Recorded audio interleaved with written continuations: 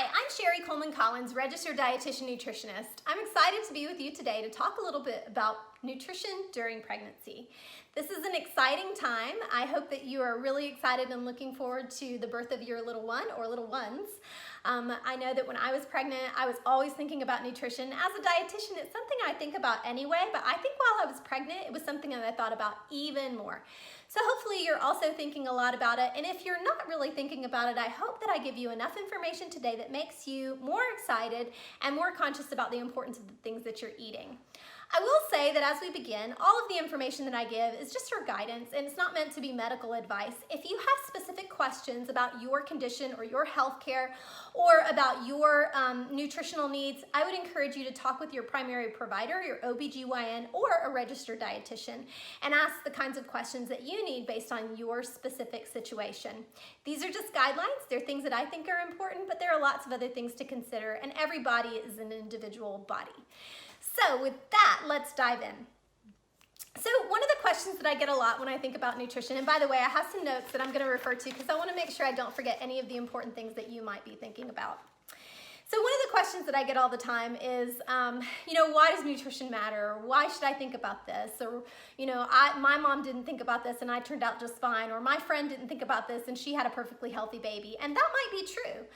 But we know that nutrition is important at every stage, and for women during pregnancy, nutrition can play an important part in both having a healthy pregnancy yourself, having a healthy delivery, and delivering a healthy baby.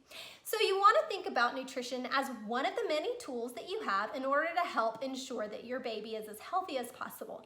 Now, sometimes things still happen, and even when we have a perfect diet or even when we make all the right decisions, sometimes things still happen. And so it's not about placing blame, but it is about doing the things we can to help control as much as we can to ensure that we have a healthy baby and a healthy pregnancy.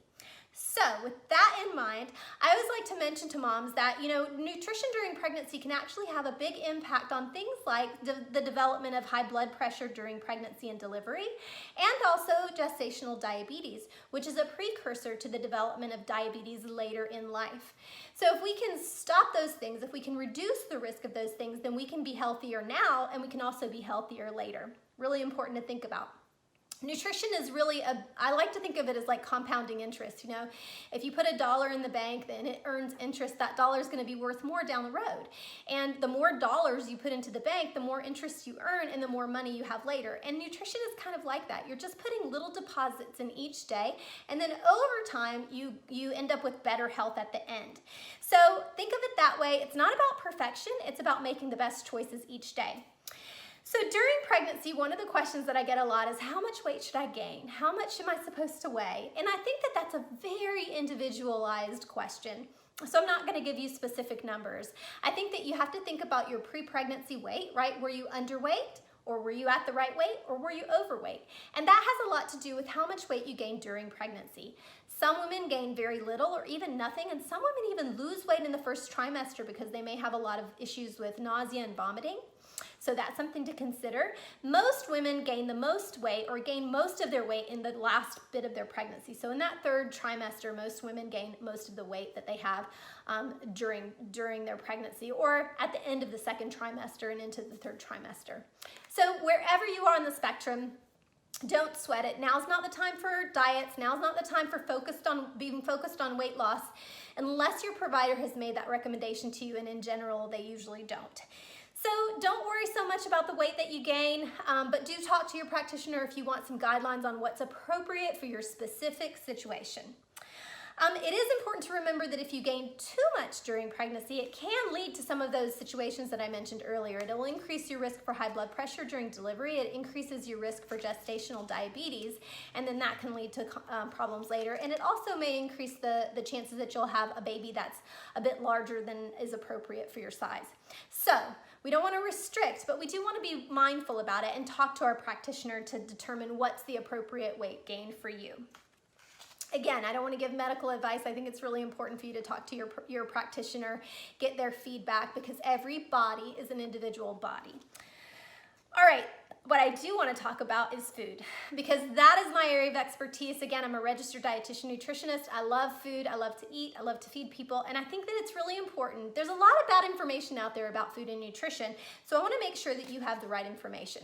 First of all, you need all the nutrients in order to have a healthy body, right? So carbohydrates, fat, protein are all really important because they all provide something different that our body needs. We need enough vitamins, minerals, we need enough fiber and fluid in order to stay healthy. We also need those things in order to keep our digestion in check, right? So, during pregnancy, a lot of women complain about having constipation. Eating the right foods can help battle that. It's a normal part of pregnancy, and having enough fiber and fluid in your diet can help combat that. So eating all of the nutrients is really important. So how do we get all the nutrients? Well, one way that we do that is eating all the food groups. And all of the food groups are important. They all provide nutrients that are specific to that group. So the first one that I always like to mention is milk, because I think it's one of those where sometimes I find that people don't drink enough milk, and milk is a really important part of developing a healthy baby, right? As your baby's growing, the skeleton is developing, and we know that milk is one of the most important ways that we eat calcium and vitamin D in our diet. It's not the only way, but in America, it is the most important place where we find calcium and vitamin D in our diet. So if you're avoiding milk, I want to make sure that you need to find a source that replaces the nutrients that you get from milk. And some of the ways that you can do that are drinking something like soy milk or another fortified alternative milk that has enough calcium and vitamin D to be equivalent to dairy. The other thing that you get in milk that you don't always get with replacements is protein. So milk is actually an important part of our protein, the protein that we eat in our diet. And most people get enough protein, but if you're a vegetarian or if you avoid most meat, then milk might be one of the places where you're going to get some of that protein. And a lot of the alternatives don't have much protein in them. So you want to make sure you're choosing something that's appropriate. So the milk category includes fluid milk, right, or an alternative. It includes cheese, cottage cheese. Even ice cream is in this category. And again, this is where we're going to get calcium and vitamin D that's important for bone development, but also for muscle function. And again, if you're lactose intolerant or if you have an allergy, you want to make sure that you're choosing an appropriate substitute that has protein and has the same amount of calcium and vitamin D as you would find in fluid milk. So the next category is actually my favorite category, and that is fruits and vegetables. I kind of put them together because to me, they all really go together. They do provide some different nutrients, and they're a little bit different, right? Fruits are typically sweet. Vegetables are typically not sweet. But in general, they contain tons of vitamins and minerals. This is where we're gonna get most of the fiber in our diet. But most people don't eat enough fruits and vegetables. So this is a time when I really want to encourage you to eat enough fruits and vegetables. And you need 2 to 3 servings of fruit and 3 to 4 servings of vegetables each day. So that's like 5 to 9 servings a day of fruits and vegetables. And you might be thinking, I can't eat that much fruits and vegetables.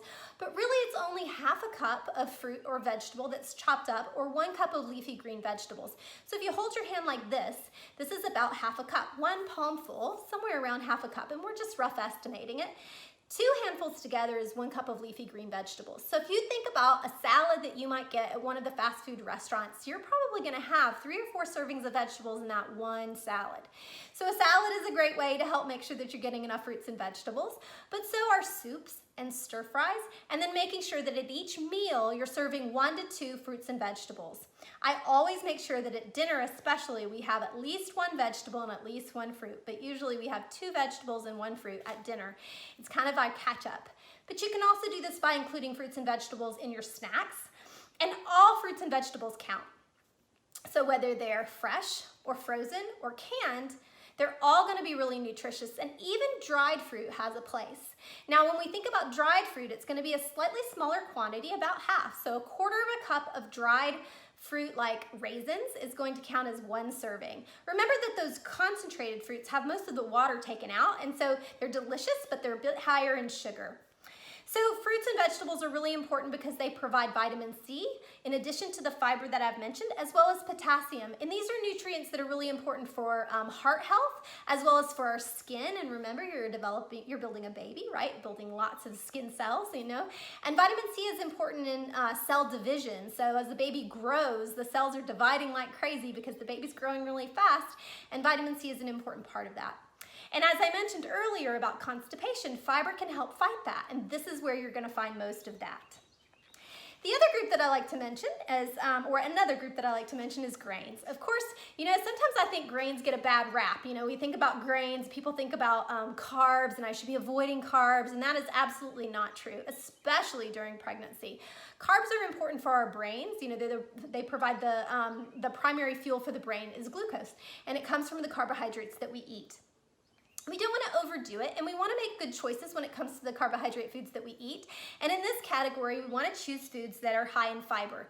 So whole grains, that's what we're really looking for. So whether it's bread or rice or pasta, we want to choose whole grains more often. With whole grains, the whole grain, as described, is intact. So we still have the fiber, the nutrients, and the protein that are an integral part of that food group. When we think about refined grains like white bread or regular pasta, that part of the grain has been removed. So most of the fiber and the protein has been removed, as well as the good oils and fats. So a whole grain is going to be a much more nutritious choice, and you should choose that as often as possible.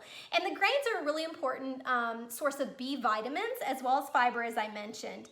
And the grains are where we're going to get a lot of our folic acid as well, and we get some of that from vegetables. Folic acid is important for brain development and can help battle something called spina bifida. You may have heard of that. So we want to make sure that we're eating the foods that can help us stay healthier and also keep our baby healthy, and grains are part of that. So we should be eating somewhere around 5 to 7 servings of grains. It depends on your situation. It depends on your weight. You know, I always give a range because it's really dependent on your situation. And then the last group, but not the least group, is the meat alternate group. And meats, as we know, are an important source of protein, but they're also where we get most of the iron in our diet. So if you're not eating meat, you want to make sure that you're taking an iron supplement or an iron fortified supplement. And you want to make sure that you're choosing things that are high in protein and in complete protein as well. Although if we eat a varied diet, it's not going to matter as much if every choice that we have is complete.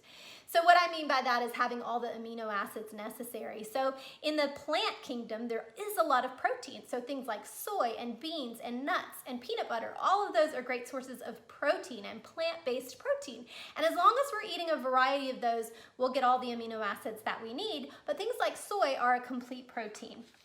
So we need to eat 2 to 3 servings per day. And if we look at the palm of your hand, right? So this part of the palm of your hand is 1 serving of meat. That's about 3 ounces of meat if you're thinking about chicken or beef or pork. And if you're eating fish, the whole hand, your whole hand is about the appropriate size of a fillet and about the thickness of your hand. So I just share that with you. Again, we're not thinking about trying to be super specific, but I like to give you a visual that can help you remember how much you should be eating. And on the subject of fish, fish is a great source of nutrition during pregnancy and all the time. It has lots of good fats, including omega-3 fatty acids that are really important for brain development. There are some fish that we want to watch and limit, and I'll mention those in just a moment. But in general, fish is a great source of protein and nutrition for us. So let's see where I am in my notes. All right, so I've already mentioned fiber. I do always like to mention a prenatal vitamin. You know, prenatal vitamin is an important part of a healthy pregnancy. I think that it can help because it is a stopgap for us. And especially when you're pregnant and maybe you're not feeling your best, you're not feeling 100%, you don't have a lot of appetite, maybe you're struggling with heartburn or you're struggling with nausea, the prenatal vitamin can help replace some of the vitamins and minerals that you might not be eating. And it's always just a good stopgap for us for times when maybe all we want is French fries and milkshakes, right? I mean, there are definitely going to be times during pregnancy when you've got these strong cravings, and it's okay to have those things, but you want to make sure that you're also thinking about the nutrition. Now, vitamin mineral supplements are supplements. They're not meant to replace healthy eating, but they can help us make up the difference. So I already mentioned about fiber as part of the way to help manage constipation, but I also want to mention fluid. You know, during pregnancy, your blood volume multiplies by 25 to 40%. That is a huge increase. And one of the reasons that some women struggle with hypotension or maybe some increased fatigue, we oftentimes are not drinking enough fluids. So you want to try to drink somewhere in the neighborhood of 10 cups a day. And that's just an average. That's just sort of a goal. It doesn't mean that everybody every day has to drink 10 cups while they're pregnant, but it's something to help us work toward and thinking about how much we should be drinking. You know, if we're only drinking 3 cups a day, we know for sure that's not going to be enough. 10 cups may be more than you need, but it's something to work toward. And you want to choose most often non-caffeinated sugar-free drinks. Those are the things that are going to provide the most nutrition. So things like water, obviously. Decaffeinated tea is fine. Herbal teas are something you should probably talk to your doctor about. Sparkling water is perfectly fine. You can dilute some juice, like half juice, half water is a fine way to do it if you struggle with drinking plain water. But you do want to watch the amount of sugar that you eat. You know, sugar is one of those things that we may crave it, we may enjoy it, but it doesn't necessarily add to our nutritional needs. It doesn't help us meet our needs when it comes to nutrition. So not too much sugar, but a little sugar is okay. You know, just balance it with the other things that we eat. Same thing for fat. You know, when we think about fatty foods, they're delicious a lot of times. Fried foods are delicious a lot of times, but they don't necessarily provide the nutrition that unfried foods or non-fried foods are going to provide. So it doesn't mean we can't have them at all, but it definitely means have them in moderation. And I mentioned that there are some fish that we want to be cautious of. There are several foods that we want to be cautious of during pregnancy. And when it comes to fish, again, fish is a great source of protein and nutrition and also those brain healthy omega-3 fats. But there are some fish that we want to watch. There are some fish that have a tendency to have higher levels of mercury. And this is my short list of fish to either avoid or to limit. So the first one is tuna, and this is albacore tuna specifically. You know, we want to be careful about albacore tuna because it can be high in mercury. It doesn't mean don't have it at all, but it does mean have it in moderation, no more than once a week. Swordfish, mackerel, kingfish, and tilefish are fish that are typically high in mercury, and we want to avoid those during pregnancy. Soft cheeses and deli meats are another one we want to avoid during pregnancy. Anything that's unpasteurized, whether it's juice or milk, we want to avoid during pregnancy. This is not a time when you want to get a stomach virus or some sort of a viral or a bacterial infection in your gut. So you want to avoid those foods. Obviously, alcohol is very controversial. Some people say no alcohol at all. Some people might say one drink is fine. Personally, I always recommend erring on the side of caution. This is your pregnancy. You may only have one. You want to make sure that you're doing everything you can to ensure that you have a healthy baby. So I suggest that you avoid alcohol. If you have questions, then discuss it with your caregiver. And then, of course, smoking, drugs, you know, those kinds of things, obviously, they go in the mouth. They're not necessarily food, but we want to make sure that we're avoiding those or discussing with our OBGYN any questions we have about any over-the-counter medications that you may want to take, and certainly anything else. And then herbal supplements and teas, I definitely suggest that you talk with your provider before you take any of those. Many of them can be adulterated with products that we don't expect to be in them. Some have even been found to have pharmaceuticals or drugs in them. So we want to be really careful about any sort of herbal supplements that we take during pregnancy. And then as I start to wrap up, I want to mention just a few things. One is nutrition during breastfeeding. First of all, I want to encourage you, if you can breastfeed, then you should breastfeed, or I would encourage you to consider breastfeeding. It's not always easy, but it is the most wonderful thing that you can do for your baby, and it has some very positive benefits for mom as well. And I know you're going to have a whole section, a whole class on breastfeeding, but I always like to mention that breastfeeding is really important for the baby. It passes along some of the immunity that mom has to the baby. Babies are born without a lot of protection against viruses and bacteria, but when moms breastfeed, they actually share their immunity with the baby as the baby starts to develop their own immunity to some of those things. In addition, breast milk actually changes as the baby grows, specifically for what that baby needs, and that is amazing. And I think, you know, formula is great. If you need to use formula, you should use it, but if you can breastfeed, there's no substitute for it. And you get to actually eat more when you're breastfeeding than you even need when you're pregnant. So, you know, making a baby in your belly, you know, building that baby while you're what you need to eat while you're pregnant actually is less calories than when you're breastfeeding, because breastfeeding takes a ton of calories and energy. So you get to eat a little bit more. In addition to that, for women, it helps to shrink the uterus back to its original shape. And that's really important for sort of getting back to your normal body, you know, whatever that's going to be. And then also, it can help reduce your risk for breast cancer down the road. So lots of great reasons to breastfeed. And then post-pregnancy, typically, you know, women need maybe less calories if they're choosing not to breastfeed. you need to keep some of those same habits that you've developed during pregnancy: a varied diet, lots of fiber, lots of fluids, especially if you're breastfeeding, plenty of fluids. And then again, for feeding baby, definitely breast is best. And I always like to give a plug for allergies, for allergens. A lot of people have questions about allergens, and that's one of my areas of practice. You don't need to avoid allergens during pregnancy or during breastfeeding unless you have an allergy. So if you have a food allergy, you may need to avoid that food, obviously. But if you don't have a food allergy, you don't need to avoid any of the allergens. And there's actually some research that shows that if you eat those during pregnancy and eat those during breastfeeding, and if you feed them to your baby early, that can actually help reduce the risk of food allergies down the road. If you have questions about food allergies or your risk for food allergies, your baby's risk, I would encourage you to discuss that with your pediatrician.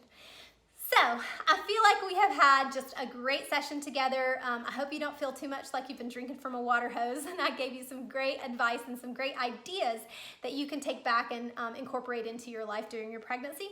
I want to share with you one resource that I love, and this is a book. I didn't write it. I don't get anything for suggesting it, but I like it a lot. It's called Good and Cheap, and it's a book that was written by Leanne Brown, and it has great recipes for people who are on a budget. So if you're somebody who maybe has limited budget for food, who doesn't, right? We all have a budget. Some budgets are bigger than others, but we all have a budget.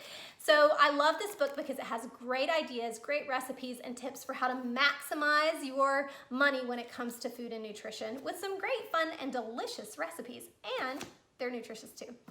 So I hope this has been helpful for you, and I wish you the very best luck during your pregnancy and with your baby. All right, take care. Bye-bye.